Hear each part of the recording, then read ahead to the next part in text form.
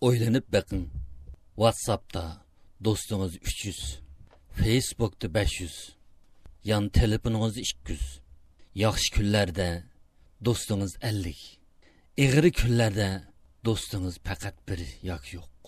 Cenazanızın arkasında aileniz, kabirde fakatla siz. Bulardan da hayran kalmang. Hayat degen şu.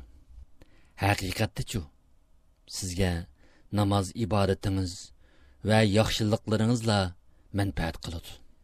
Eğer Kur'anınız topu besip kalgan bolsa, özünüzün kaygırın.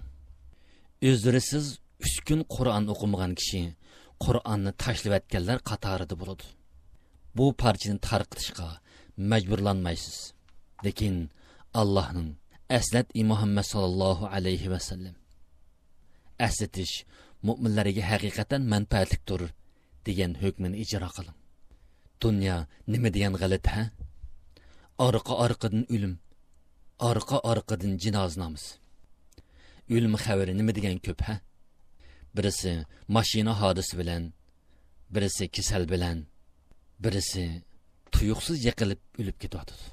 Ularning hammasini vafasız dünya tashlab etdi. Hammani qora to'pa ostiga ko'mib qo'ydik. Mening va sizning ana shu mangu qaytmas safarga mangadigan kunlarimiz tuyuqsizla keladi, yaqinlashyapti. Qaytmas safariga tayyorligingiz nima? Tayyorlik qildingizmi? Ey mehribon Allah, bizni diningda va sana ibodat qilishda mustahkam qilgin. Ey Allah, bizga dunyo va oxiratda yaxshilikni bergin. Davzax azobidan saqlagin. Amin. Ey Allah, bu parçanı tarqatqanlarga davzaxni haram qilgin va bu parçanı musulmonlar ichida keng tarqalishga nisib qilgin. Amin.